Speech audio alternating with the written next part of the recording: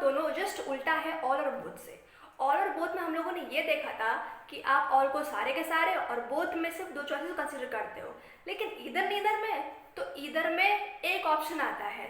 जिस तरह से हमने बताया कि ऑल में क्या था, सारे के सारे ले रहे थे, तो जस्ट उसका उल्टा ईदर, यानी कि आप एक लोगे केवल। और बोथ में क्या था, आप दो कंसिडर करते थे, तो नीदर में क्या करोगे, दोनों को ही नहीं करोगे। ये डिफरेंस आता है इसमें।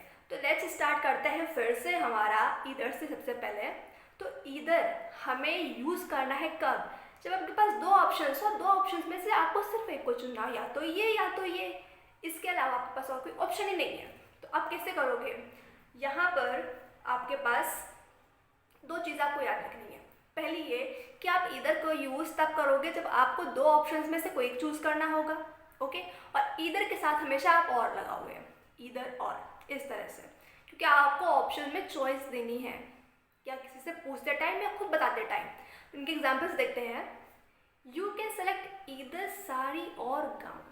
आप लड़की है, बोल रही है कि आप या तो साड़ी सेलेक्ट कर लो या तो गाउन सेलेक्ट कर लो, दोनों में से एक ही चीज़ पॉसिबल है।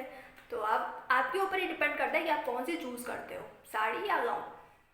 Similarly either of the suggestions will work, either of the suggestions will work.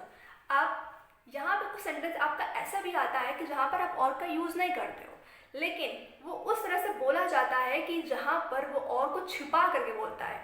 Either of the suggestions will work, मतलब आपके पास सजेशंस आ गए, अब कोई भी सजेशन आपका वर्क कर सकता है, तो ज़रूरी नहीं कि आप ईदर लगाओ साथ में और लगाओ। तो कुछ सेंटेंसेस उसको छुपा देते हैं। अब लास्ट वाला, you should either go to the wedding और सिट एट होम। मम्मी है, डांट रही है बच्चे को अपने, तो वो बोल रही है या तो घर बैठो या शादी में चलो, सिंपल सी है। तो अब उसके पास दो चॉइसेस, या तो बेटा वो शादी में जाके पकवान खाए या तो घर बैठ के टीवी देखे, बस। तो आपके पास ईदर का कॉन्सेप्ट हुआ क्लियर। और let's see what's the use of neither. Now guys, either का कॉन्सेप्ट कुछ इस तरह से है कि आपके पास जो भी चॉइसेस हैं उसमें से आप दोनों को ही नेग्लेक्ट करोगे, दूसरों को ही मना करोगे। तो आपको क्या करना है कि नीदर का यूज़ आप तभी कर सकते हो जब आपके पास चॉइसेस हैं और दोनों को ही आप मना कर रहे हो, यानी कि दोनों को ही इंक्लूड या कंसीडर नहीं करते हो। और इसी तरह से सेकंड है कि आपको नीदर के साथ नॉर यूज़ करना है।